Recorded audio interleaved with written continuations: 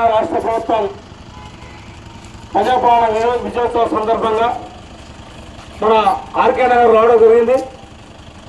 మరి ప్రజాపాలనలో భాగంగా రాష్ట్ర ప్రభుత్వం మనకి ఏదైతే 6 గ్యారెంటీల పథకాలు ఇవ్వాలని చెప్పి మనకు చెప్పిందో అందులో భాగంగానే మరి సమగ్ర కుటుంబ సర్వే చేస్తూ ఉన్నారు.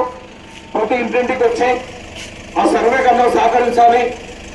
ఆ సర్వేలో మరి ఏదైతే మనం పొందుపరిచి మనం చెప్పిన ఏదైతే మాటల్ని దాన్ని బట్టి వాళ్ళు రాసుకుంటారు కాబట్టి అధికారులు మరి ఈరోజు 6 గ్యారెంటీల పథకాల్లో భాగంగా అన్ని పథకాలను ప్రజలకు అందాలనే ఉద్దేశంతో ప్రభుత్వం ఒక ప్రణాళిక సిద్ధం చేసింది.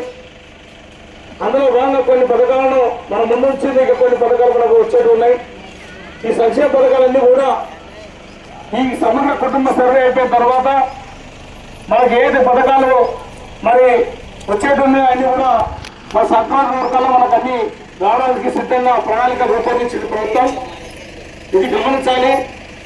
ఈ పింఛన్లు కానీ రైతు భరోసా పథకం కానీ ఇందిరమ్మ ఇల్లు కానీ ఇవన్నీ కూడా సంక్రాంతి తర్వాతనే మనకు రావడానికి సిద్ధంగా ఉంది కాబట్టి ఇవన్నీ గమనించాలి.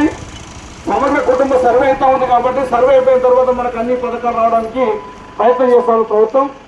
ఇందులో భాగంగా కొన్ని పథకాలు మనకు రావడం జరిగింది. ఆ పథకాలు ఉద్దేశించి రంగారెడ్డి జిల్లా తెలంగాణ సంస్కృతి సారథి కళాకారుల ముందు కొన్ని పాటలు తెలియజేస్తారు.